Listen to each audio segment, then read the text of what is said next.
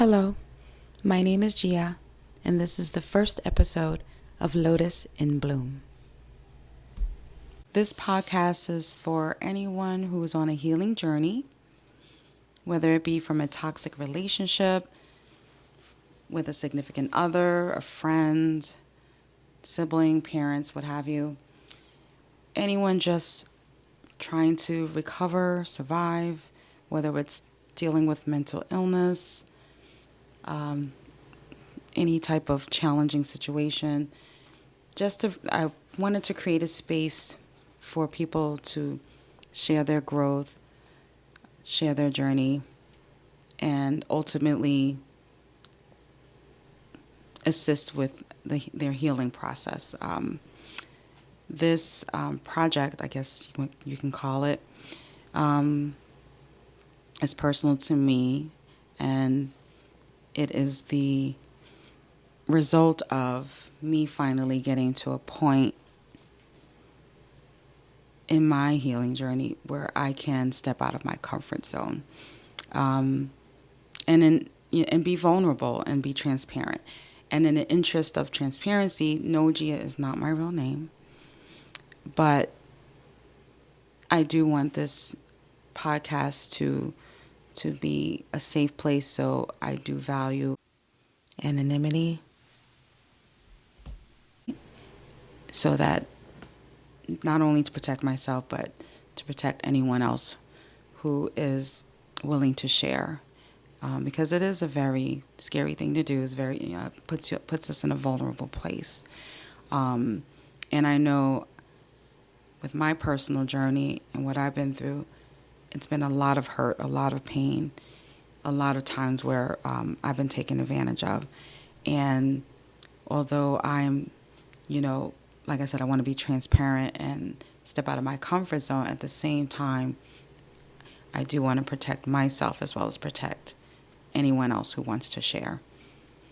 So that out of the way, I think I'll just go ahead and start off by sharing a little bit about my life. As I said, the reason why I'm here is because I am also on a healing journey. Trying to think where to start. This is not easy. It goes back very far, but I'm going to start from recent events that led me to get back into therapy and get back on medication. So briefly, I'll go back a few years. I was diagnosed with borderline personality disorder many years ago. In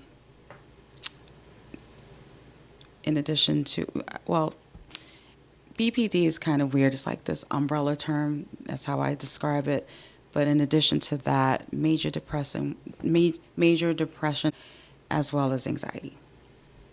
And throughout the years, like many of you maybe can relate to, in and out of therapy, often on medication.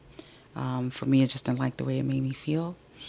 But recent events, the loss of my father last March, who left no will, a second set of children that were young, and it was just a mess. And for those of you who suffer from depression and other mental illnesses, that is, as the oldest child in my family, of course, the responsibility is put on me. That is not an easy task to undertake. I did what I had to do, but he died in March.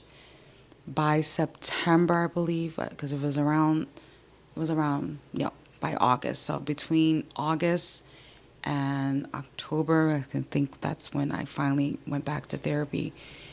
I thought I was going to lose it. I was thinking of suicide. I have a history of attempts and vowed I wouldn't do it. So it was such a struggle because I also have children, and I promised them I wouldn't do that. Again, I put them through so much, and it was just horrible. And on top of that, prior to my father getting sick and passing away and leaving just such a mess behind for his children to clean up, I was also dealing with a divorce. And I know people throw the term narcissist around, but he was. It's a real thing. And those of you who've gone through it, you can relate. I was dealing with a divorce. I trying to remember, when you go through stuff, the dates just run into each other. But I believe we were divorced. The final, the divorce was finalized, I want to say October 21, and still healing from that. Not necessarily the divorce. The divorce was the best thing I could have ever done. But the damage, the years, we were married for 20, nearly 20 years. Yes, it was about 20 years. And separated, and some of you can relate, that toxic back and forth. It seemed like just getting, every time I got to a point where I was going to move on and heal, it's like he could sniff that out, and then back to just, and before I go on, I'm happy to say that my journey and my healing and my growth had got me to the point where I no longer place blame on him. I'm not going to say made me, but I allowed myself. I allowed myself to get sucked in every time. So the back and forth, back and forth. But as I said, it finally came to a stop when we were divorced. But then, like I said, with the death of my father, and just after not even being fully healed from the damage done during my marriage, I just felt myself spiraling.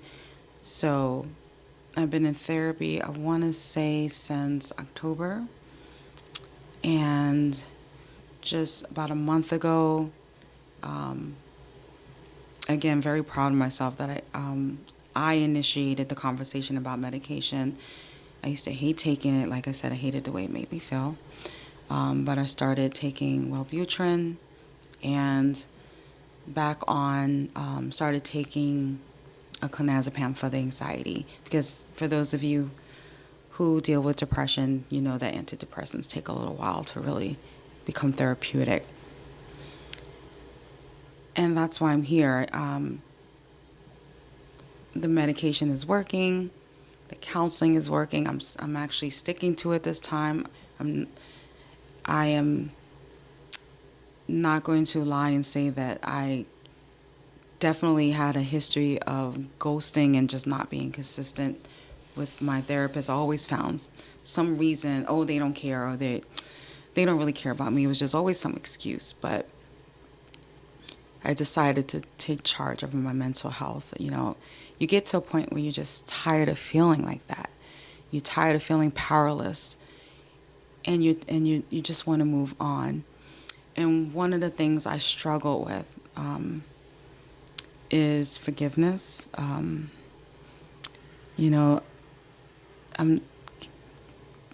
probably won't go into too much. It's a lot, so I probably won't go into all of it in just this first episode.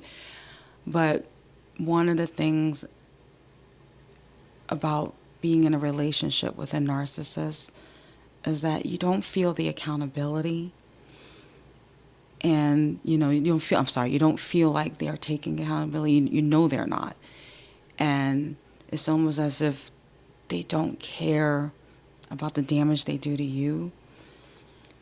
And the fact that I'm having a horrible time starting another relationship with another man. Have I dated a little bit off and on? Yes. We live in an age of Tinder and Hinge.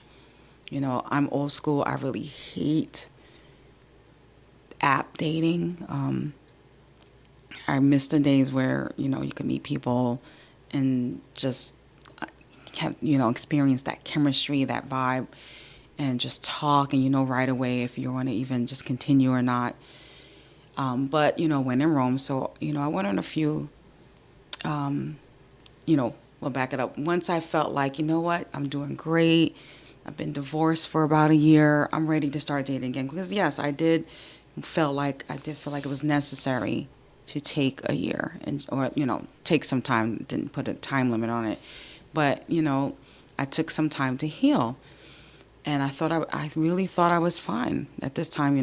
This was before my father got really sick. Before he died, I really felt like I was great. I had blocked my ex-husband, and that's a story for next time. I blocked him, didn't have any contact with him.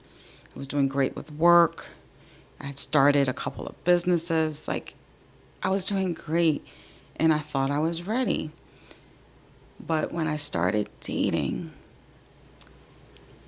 it was just like I didn't want to be touched. I didn't feel completely, I didn't feel safe. I've never felt like that before. I did not feel safe. Not necessarily that they were going to do me bodily harm, but it's the trust. It's, it's true, when you're in a toxic relationship, with that's encompassed by domestic abuse. I mean, I wasn't like beaten to a pulp, but it was very much so of emotional and psychological abusive relationship. And it was very hard to be intimate. And I will say, when in the past I would ignore the red flags, I think I kind of went over to the other extreme where it was like, nope, it could be like a yellow or whatever, some amber flag, and it was just, that's close enough to red to me. And it was just, it wasn't funny at all to me. Like, it wasn't empowering to me. Like, yeah, on the one hand, I'm like, yeah, I'm not taking any shit. I'm not falling for anything. But it scared me because I'm like, is this what it's going to be like for the rest of my life?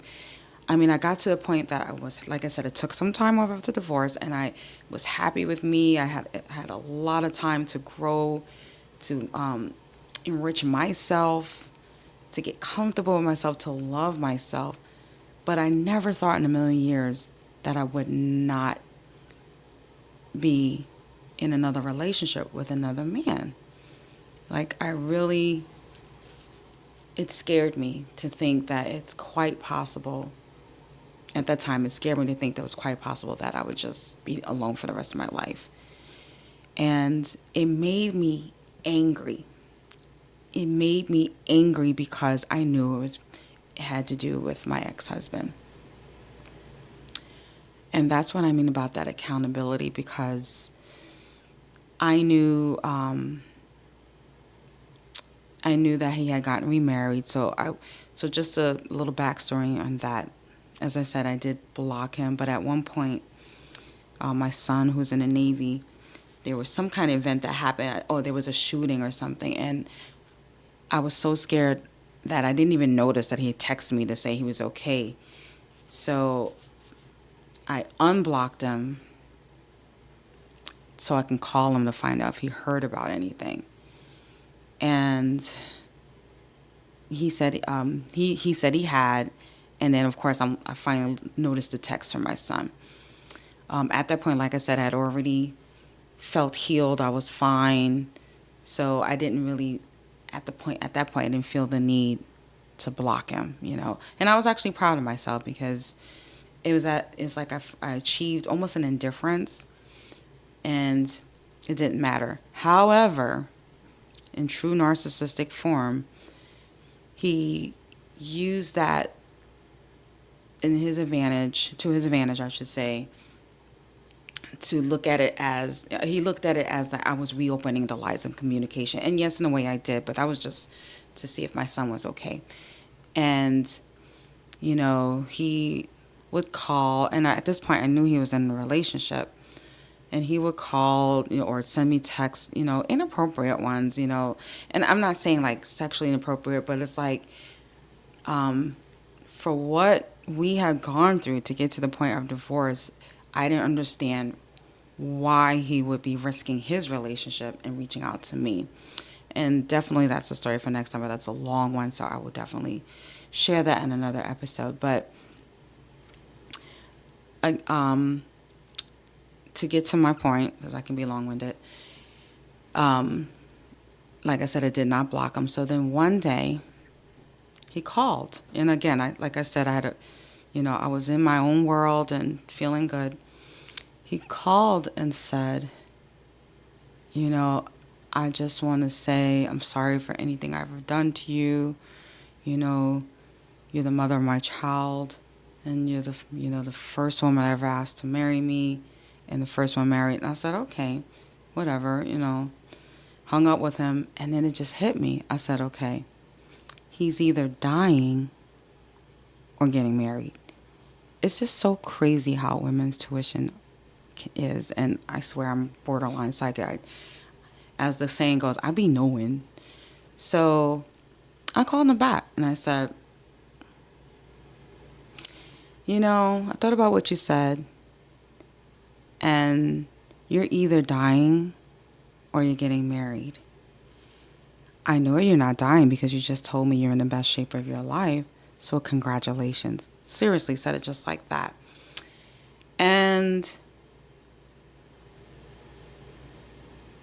it pissed me off, not the fact that he was getting married, because, some at that point, like I said, I had already moved on, not with anyone else, but with me. I moved on with my life.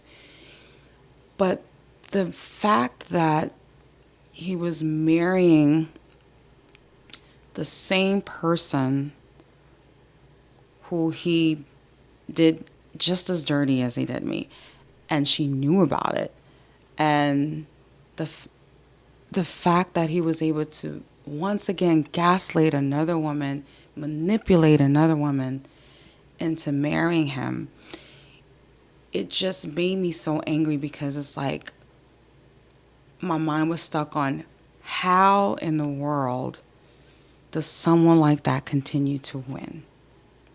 Now fast forward today, that is part of my healing journey, to get to a point where it doesn't matter to me, to get to a point of indifference, because as I said, I felt like I was at that point. But between finding out that he was getting married to the very person who we were involved in some kind of triangle, and to just picking up, just like nothing he had ever done had ever happened.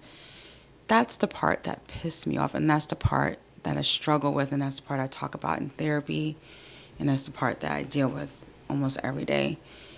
And it's that anger that blocks me from truly, truly, truly completing my healing journey. And when I say completing,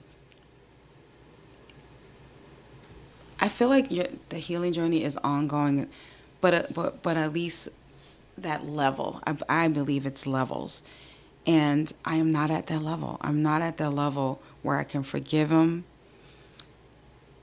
and I'm not at the level where I can accept that any punishment, any karma may not be something I see. It's almost as if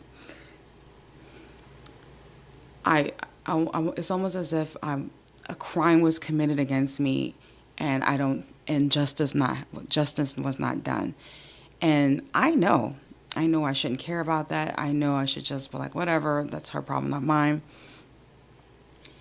But it just pisses me off that it's like, once again, he gets away with doing whatever he does. And getting back to my relationship, I think that is why it's so hard for me to reconnect with another man, because it just scares me to be vulnerable like that again. It scares me to open myself out, and I truly don't feel safe, because this person, my ex-husband, totally just turned my world upside down. And I just don't see myself trusting someone else with that much power, with that much of me. And, so fast forward. I'm still working on it. Um,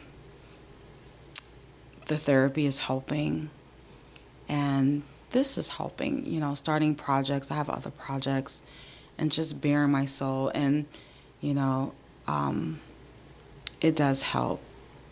And, oh, by the way, he is still blocked. I re-blocked him because um, he reached out to me. And it's crazy because of maybe about 2 months ago, around about 3 or 4 months ago, because, wait, I'm trying to think, it's January. So maybe like 2 or 3 months ago, started having these nightmares. And it was about him. They were recurrent nightmares, not about us together, because, there might be one or two or maybe more who believe, oh, well, you're just not over him. Oh, no, honey. I am. They were nightmares. And all of the dreams that I had about him, it was him hurting me, like physically hurting me. And there was one where I woke up screaming because it was actually blood. And I didn't know what that meant. It scared me. I remember just waking up, tears, screaming. And then finally, I looked down, and you know how your stupid iPhone gives you like a little preview of the text message, and he texted me, and first of all, he was blocked, and this is in true narcissist form. He basically created a Google phone number to get around my block. How selfish is that? Is once again, almost like a bullying thing. Once again, trying to push your way back into my life. And I didn't open it. Like, I was just so afraid to even open it. Like, I didn't even want him to know that I saw it, because I feel like he probably put one of those read notice on it. But I saw enough. I was really mad at my iPhone. Like, why did you show me all of this?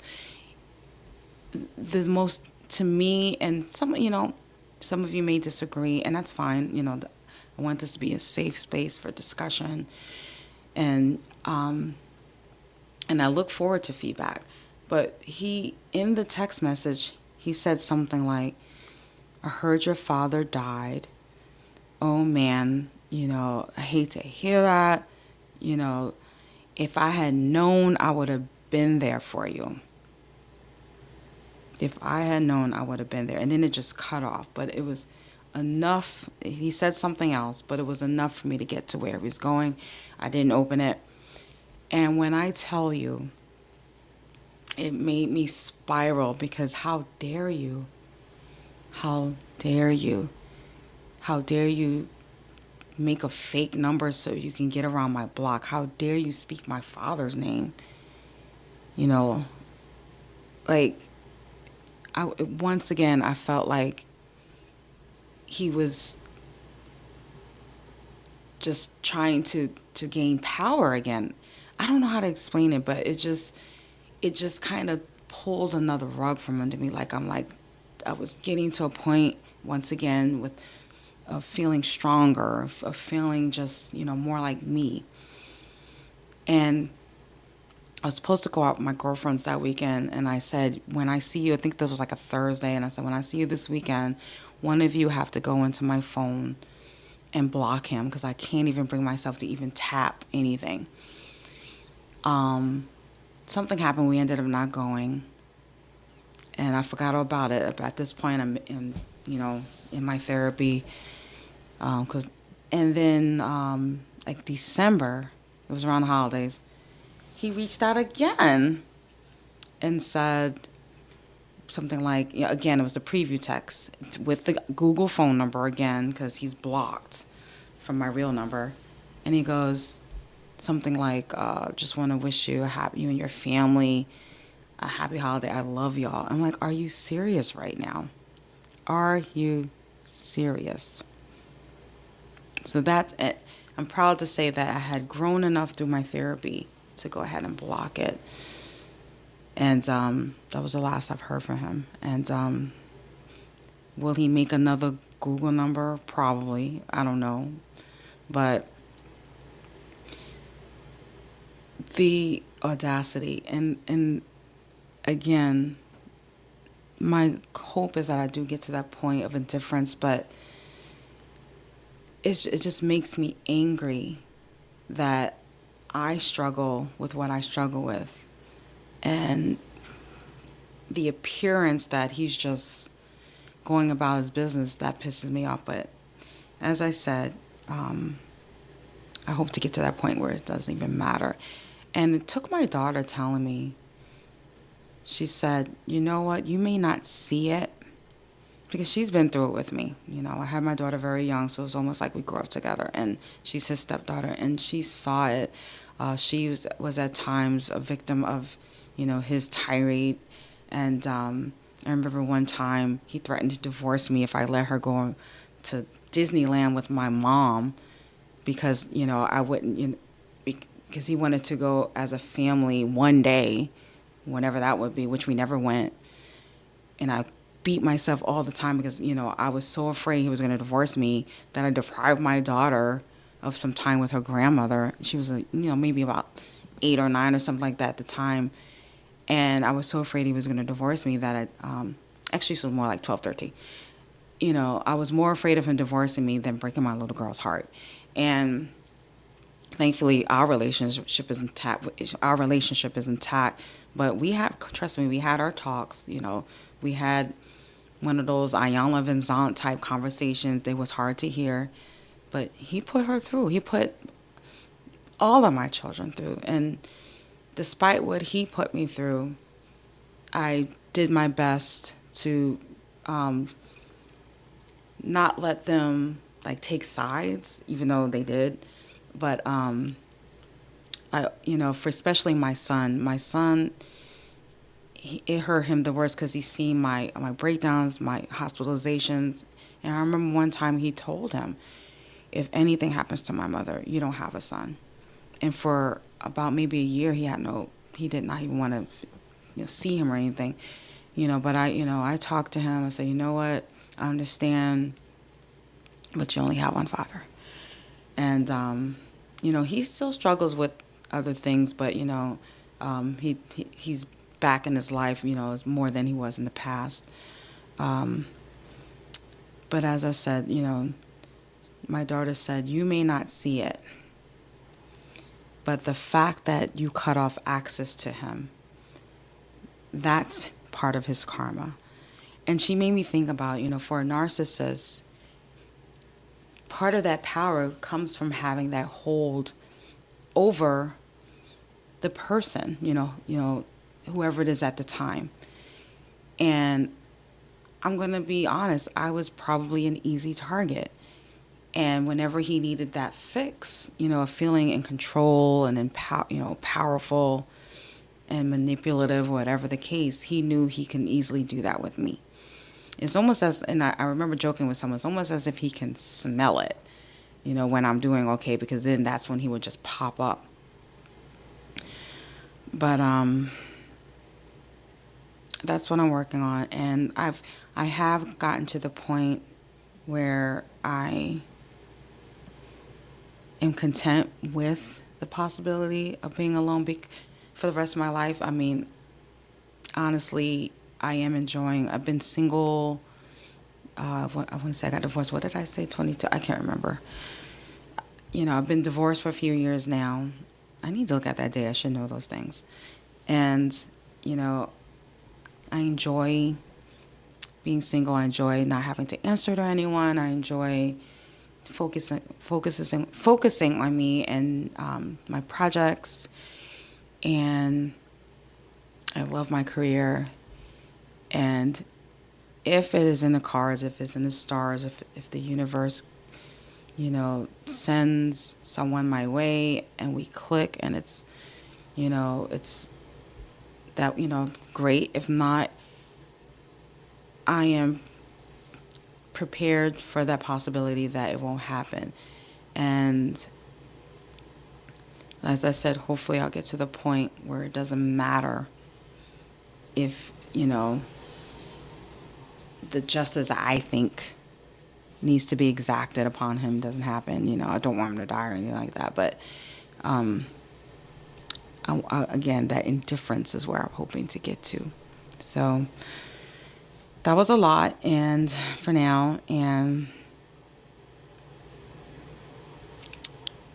it wasn't easy, opening myself that much up. It's a little scary, but I feel actually better. Everything I just mentioned, I've spoke to my therapist about. I have a counselor, and then I have my